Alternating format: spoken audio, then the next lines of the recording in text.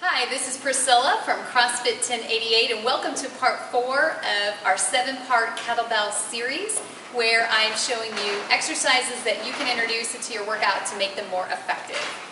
This episode's exercise is called the tactical lunge, and this one is a little more rare to find out there, but it actually is a really good exercise.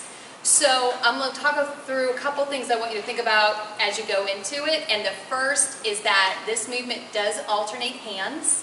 You want to pass that kettlebell through the front or underneath the front leg to the other hand, and the other hand holds it, and then it passes it back to the original hand, and it simply goes back and forth.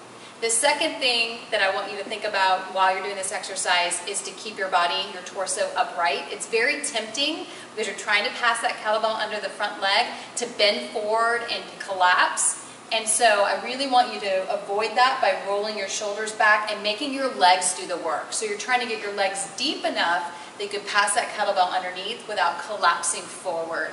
And so I'm going to just go ahead and show you the setup and show you this exercise because it's better shown than described.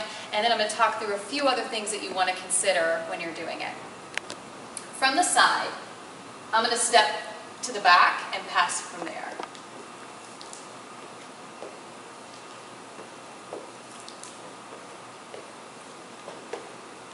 From the front, you can see a little bit more how I'm passing it from side to side.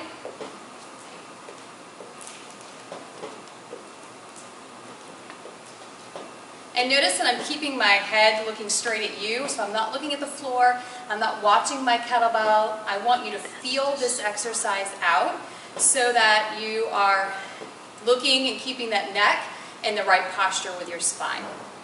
So the other thing that I want you to think about, of course, as in any exercise, is your weight and how much weight should you use for the lunge. I would suggest that you start with your lunges first and without any extra weight.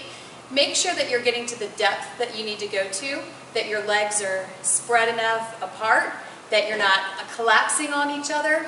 And a good rule of thumb is to hit a 90-degree angle on the front as well as the back knee.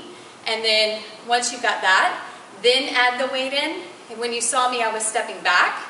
You can also step forward on that kettlebell swing. It's a little bit tougher, a little bit more pressure on the knees, but it's still a really effective way to do the lunges.